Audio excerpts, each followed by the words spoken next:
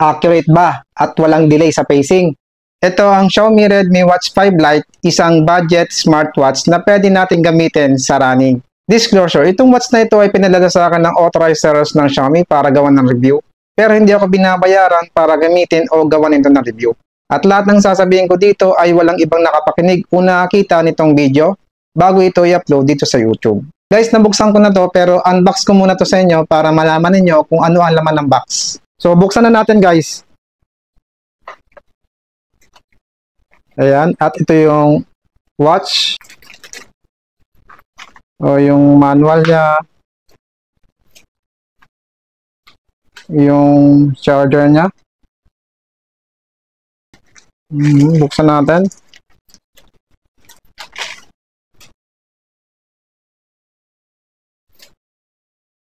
Yung strap nito guys ay TPU material. And then yung frame nito ay plastic.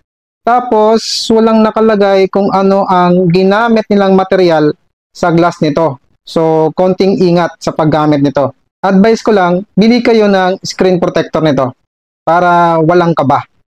So yung size ng strap nito ay 22 mm. And then paano siya i-charge? So, ito yung kanyang charger. Baliktad. Ayun. Ang lakas ng magnet. Oh. So, buksan na natin ito, guys.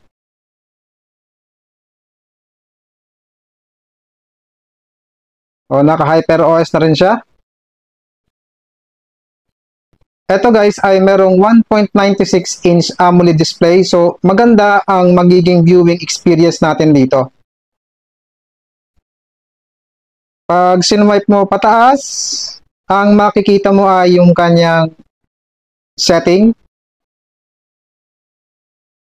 Kapag sinwipe mo pababa, makikita mo yung mga notification. Ito yung tinest run ko siya. Pag sinwipe mo pa kanan, makikita mo yung widget. Kapag sinwipe mo pa left, makikita mo naman yung ibang mga application niya. Tulad nitong outdoor running, heart rate monitor, blood, oxygen. At meron din pala itong Alexa.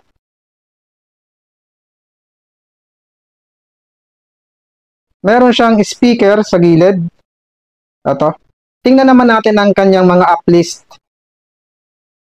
Nandito yung workouts, history, running, stats, heart rate, vitality score, SpO2, sleep, stress, breathing, weather, calendar, event, task, favorite contact, phone, music, camera, alarm, focus, stopwatch, timer, word clock, find phone, flashlight, and yung setting. Tingnan naman natin ang kanyang mga workouts. Outdoor running, walking, freestyle, hiking, outdoor cycling, treadmill, jump rope, pool swimming. Tingnan natin dito sa more. Meron sa water sport na 17 items tulad ng open water, sailing, paddle boarding, water polo. Dami naman. Tingnan naman natin dito sa outdoor activities. Meron siyang trekking, trail run, rock climbing, skateboarding, roller skating. At meron itong 150 plus sport modes. Guys, pag sinoswipe ko siya ng pababa, pataas, smooth ang pakiramdam. Kapag meron GPS satellite ang isang smartwatch tulad nitong Xiaomi Redmi Watch 5 Lite, ay pwede mo nang gamitin ito sa running kahit wala ka ng dalang phone. So, meron itong 5 satellite. Ito ang GPS, GLONASS, Galileo, Beidou, at QZSS. Big deal ba yon? Big deal yun kasi makakaasa ka ng maayos na tracking dito ng iyong takbo. At hindi lang yon, meron itong interval training. Tingnan nyo guys, kung umabot ka na sa part ng video ito, baka pwede mo naman i-like yung video ko. Pa-subscribe na rin ako. Wala naman bayad to. Maraming salamat. So, dito sa outdoor running, ayan, punta kayo dito sa setting. And then, makikita nyo na yung interval training. Ayan. Lagyan nyo ng warm up. And then, dito sa training, sa train ay pwede gamitin yung time or distance. Pwede nyo i-select yung distance. So, sa rest, pwede nyo ilipat yan.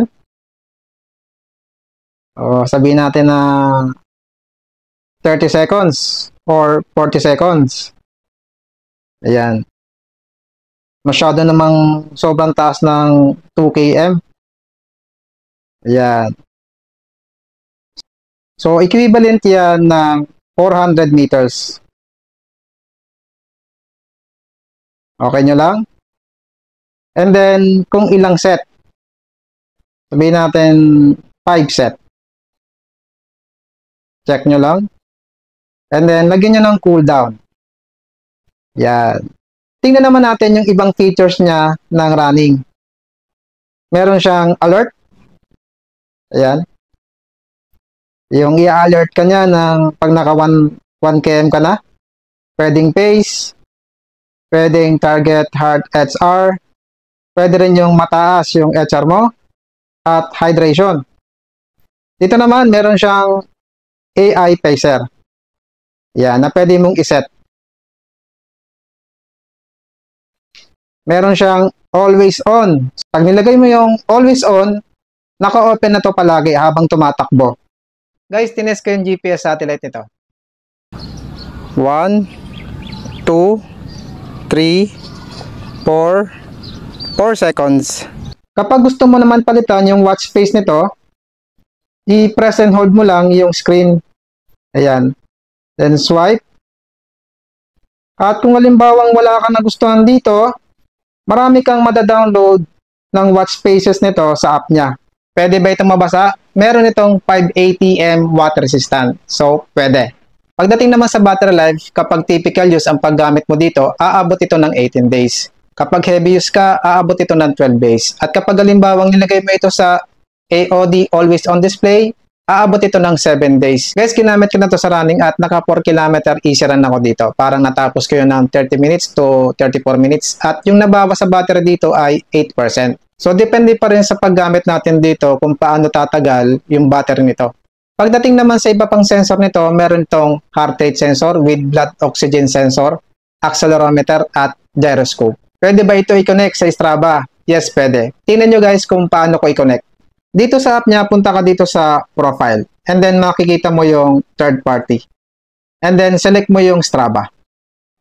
Ayan. Sundan nyo lang yung sinasabi para ma-connect ninyo ng maayos. Maraming nagtatanong kung accurate ba yung pace nito. Sa pagkakaintindi ko, sa tanong na yon, hindi ba delay ang pace nito? Maayos ba ang sensitivity o algorithm ng pace nito? Guys, nasa 2,000 plus yung price nito. Budget friendly. So, wag kang mag-expect ng sobra. Nakitaan ko to ng delay, pero hindi ganon kasama. Kung ikaw ay isang runner na tamang papawis lang yung takbo, nagre-range ka lang ng 6 minutes to 7 minutes pace, goods na ito. Kung halimbawa competitive runner ka at mas gusto mo yung mas accurate na pace, mas mahal yung bilhin mo kaysa dito. Maraming salamat kayo sa panonood and run safe.